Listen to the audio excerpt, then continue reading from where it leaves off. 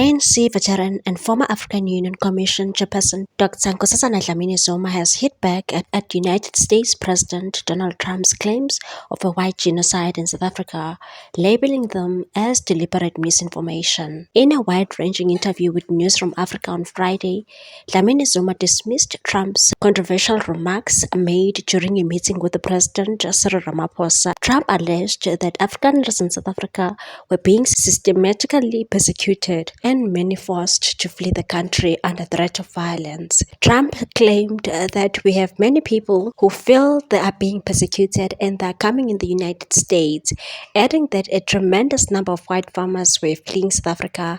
It is a very sad thing to see, but Dlamini-Zuma was unequivocal in her rebuttal and said there's not genocide in South Africa, full stop. It's not ignorance, is deliberate misinformation. Yes, there are white people who have been murdered, including on farms, and that is deeply unfortunate. But to brand this as a genocide is not only false, it is dangerous. She emphasized that South Africa's crime statistics reflect a broader national crisis that affects all races, with Black South African disproportionately affected, and said if you look at the statistics, more Black people are killed every year.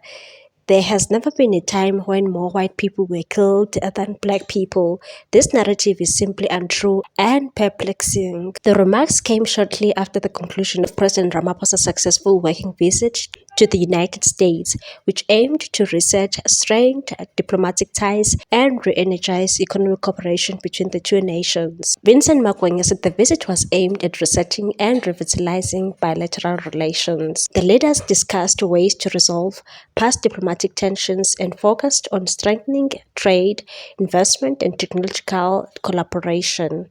Among the high-powered South African delegation were key ministers including Ronald Lamola, Khumbudzo Ntshavheni, Minister in the Presidency, Parks Tau, Minister in Trade, Industry and Competition, Minister of Agriculture John Steenhuisen. The delegation was also bolstered by business and labor leaders such as a billionaire businessman Johan Rupert, COSATU President Zingiswa Losi, and iconic golfers Annie Els and Retief Goosen. As part of the outcomes, both countries agreed to initiate new trade negotiations aimed at deepening economic ties and opening fresh avenues for investment. President Ramaphosa welcomed the momentum, emphasizing the mutual benefit of enhanced cooperation with the U.S. Dlamini-Zuma, meanwhile, urged international observers to focus on facts, not fear-mongering, and said, let's not allow misinformation to cloud our efforts to build a more united and just society. South Africa has its challenges, yes, but genocide is not one of them. Meanwhile, South African government has issued a government gazette proposing to ease broad-based Black economic empowerment (BBEE) licensing requirements for satellite service companies such as Starlink. This move follows ongoing diplomatic efforts to reset relations between Pretoria and Washington amid concerns raised by tech entrepreneur Elon Musk regarding South Africa's BEE laws. Minister of Communications and Digital Technology Solly Malatsi stated the objectives of the policy are to encourage investment, including strategic infrastructure investment and innovation in the communications sector, and to promote competition within the ICT sector, while harmonizing legislation affecting the industry. The minister further emphasized the importance of regulatory certainty and consistency to support broadband rollout and bridge the digital divide. The proposed policy direction clarifies the department's position on broad-based Black economic empowerment, particularly the recognition of equity equivalent investment programs. These programs provide an avenue for factoring in alternative ways for multinational companies to make an impact on South Africa's socio-economic development. This is according to the Gazette. The move aims to accommodate multinational operators who have sought clarity on compliance, ensuring certainty necessary to attract increased investment in ICT and accelerate universal internet access. Currently, the Electronic Communications Act requires licenses to include a minimum 30% equity ownership by historically disadvantaged groups. However, the Gazette acknowledged that regulations contradict the legal framework for broad-based Black economic empowerment by prescribing equity ownership requirements that may not fully align with the ICT sector code, which measures empowerment more broadly. The policy instructs ICASA to urgently align the regulations with the Amendment BBBE ICT sector code to promote broad-based Black economic empowerment, including through equity equivalent investment programs. This development coincides with reports that South African authorities are offering Elon Musk and his companies tailored solutions to circumvent existing BEE rules. Musk, who has described South Africa's BEE regulations as racist and improper, was actually present at a recent meeting between President Cyril Ramaphosa and US President Donald Trump, aimed at researching South Africa's US relations. Former EFF Member of Parliament Dr. Mbuyiseni Ndlozi has also strongly criticized President Ramaphosa following his recent meeting with the US President Donald Trump, accusing South African leader of giving away too much without securing meaningful returns for the country. In a pointed social media post, Ndlozi said the May 21 meeting resembled South Africa being handed over on a silver platter,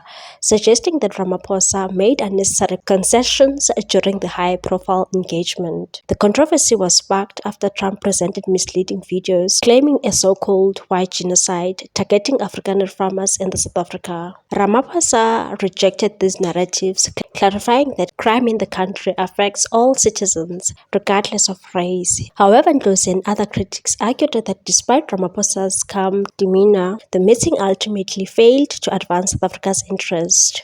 Ndlozi acknowledged the president's respectful tone but emphasized that the substance of the discussion was lacking. The meeting laid bare ongoing tensions between the US and South Africa, particularly around sensitive topics such as land reform and trade. Others also reacted to Ndlozi's post, expressing similar views. One said, "There are many aspects that are distasteful, one can agree.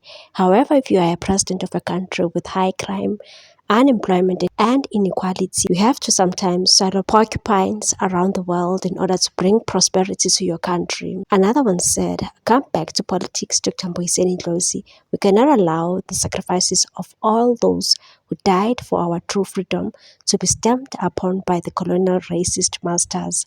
We need courage leaders like yourself into the mainstream." Another one stated, "When negotiating, knowing your opponent well is crucial, and this is what Cyril Ramaphosa did. President Ramaphosa understood that Trump would likely humiliate him, so he decided to bring in white representatives to address the matter. In my view, this left both Trump and Elon with egg on their faces, especially regarding the genocide issue. Well done, Cyril Ramaphosa. This strategy worked."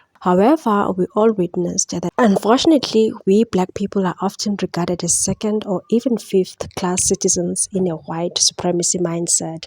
This is a harsh reality. Another one stated, "You need to understand more on the subject of national interest. That platform is not opposition politics. You make an arrogant move. South Africa becomes Zimbabwe 2.0. Another one stated, "Only borderless, racist, and a few alienated Blacks can rejoice at what happened there.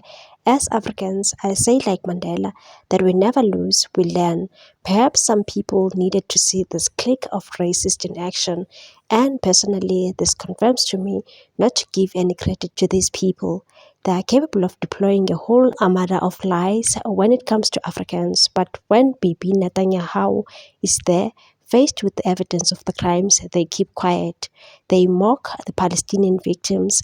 The same goes for the Congo, where the aggressor Rwanda is rewarded. So let's spit on all that and work towards a truly independent Africa." What's your take on this one, people? Thanks for watching. Please subscribe for more news.